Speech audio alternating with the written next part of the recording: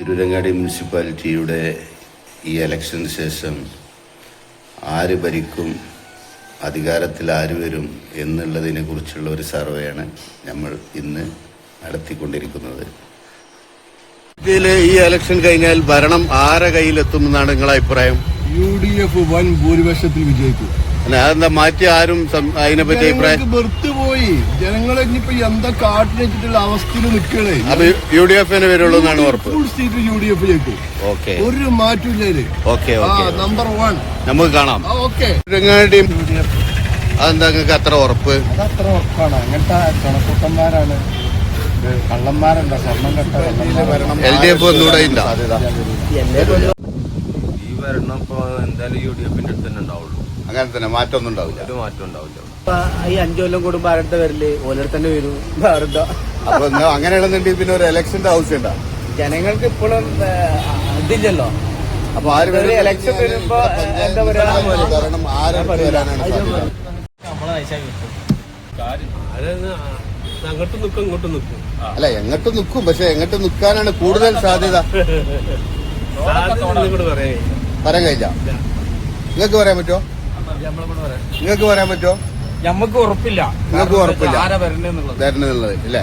അപ്പൊ നമുക്ക് ജനങ്ങളെ കയ്യിലാണ്. ആര് വന്നാലും നമുക്ക് കണ്ടറിയാം. എങ്ങനെയാണ് പോകാം. ഓക്കെ, UDF ഭരിക്കും, ഒരു സംശയമില്ലല്ലോ ഇതില്.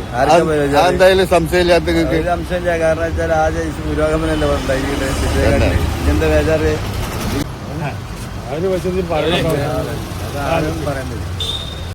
മുനിസിപ്പാലിറ്റി ചിലപ്പം പ്രതിപക്ഷം ചിലപ്പോൾ കുറച്ച് കൂടുന്നല്ലാതെ ഇവരുടെ കയ്യിൽ തന്നെ വരാൻ സാധിക്കും. ഭരണം അങ്ങനെ തന്നെ വരുള്ളൂ അല്ലേ? ഭരണം അങ്ങനെ തന്നെ വരുള്ളൂ. പക്ഷെ 40-ൽ 25 LDF കൊണ്ടുപോകുന്നുള്ള ഒരു അഭിപ്രായം കേൾക്കുന്നുണ്ട്. അതിലെന്താ നിങ്ങളെ ഒരു അഭിപ്രായം? 40-25 കൊണ്ടുപോകുന്ന എനിക്ക് അഭിപ്രായമില്ല. ഇല്ല, ഭരണം പോലെ തന്നെ ഇപ്പോഴുള്ള പ്രതിപക്ഷത്തിനേക്കാളും ചിലപ്പോ 2-3 ആൾക്കാരൊക്കെ 2-3 ആൾക്കാർ കൂടുതൽ ഉണ്ടാവാൻ സാധ്യത.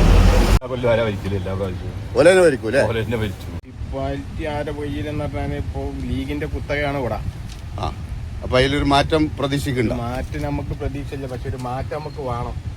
അതുണ്ടാവുമോ പ്രാവശ്യം? തരംഗം ഈ 40 സീറ്റിൽ 25 സീറ്റും LDF കൊണ്ടുപോകും എന്നുള്ളൊരു അഭിപ്രായം ഉണ്ടാ? അങ്ങനെ ഒരു അഭിപ്രായം ഇല്ല. അങ്ങനെ സംഭവിച്ചു കൂടായില്ല.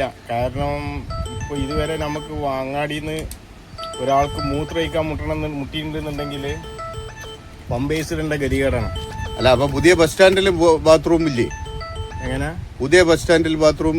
പുതിയ അത് ഓപ്പൺ ഇല്ല. അതിന്റെ സംഗതികൾ എന്താന്നുള്ളത് അറിയില്ല. ശരി. അപ്പൊ എങ്ങനെയായാലും ഭരണത്തിലൊരു മാറ്റം പ്രതീക്ഷിക്കുന്നുണ്ട്. ഭരണത്തിലൊരു മാറ്റം വേണം. കാരണം ഇല്ലാന്നുണ്ടെങ്കിൽ ഇതനായിരിക്കും സ്ഥിതി. പമ്പേഴ്സ് വാങ്ങി വെച്ചോളണം അങ്ങാടിക്ക്.